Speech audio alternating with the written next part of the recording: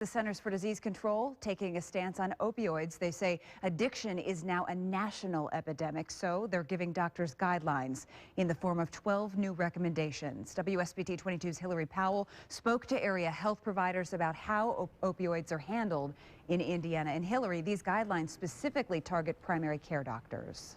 That's right. The CDC says primary care providers prescribe about half of all prescription painkillers.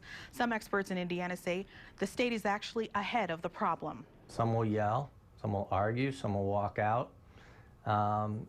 And like I said, it's a matter of you try to explain it to them.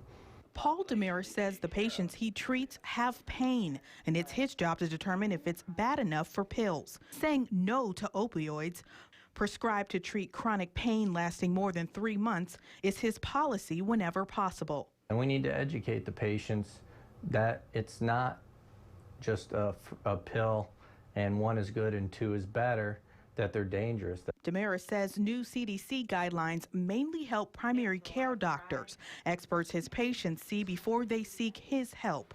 They're kind of the window. If they start it, we as specialists, oftentimes get them after they've been treated for a while. And among the 12 recommendations, prescribe non-opioid painkillers whenever possible. Also, prescribe the lowest possible dose. It's a policy that aligns with guidelines already in Indiana. Since September 2014, Indiana has required stricter rules for painkillers. Among them, patients must sign a pain treatment agreement, which explains addiction risks. In 2014, 250 Hoosiers died from painkiller overdoses.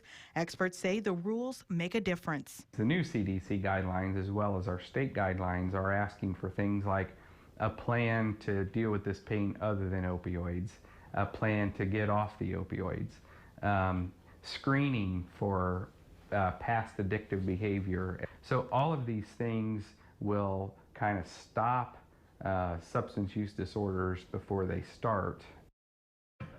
Now, that pain treatment agreement for Hoosier patients often includes a plan to use prescription painkillers for only a short time. It has goals for learning to cope for long-term pain and using other methods. And we'll have more information about those guidelines in our WSBT-22 mobile app.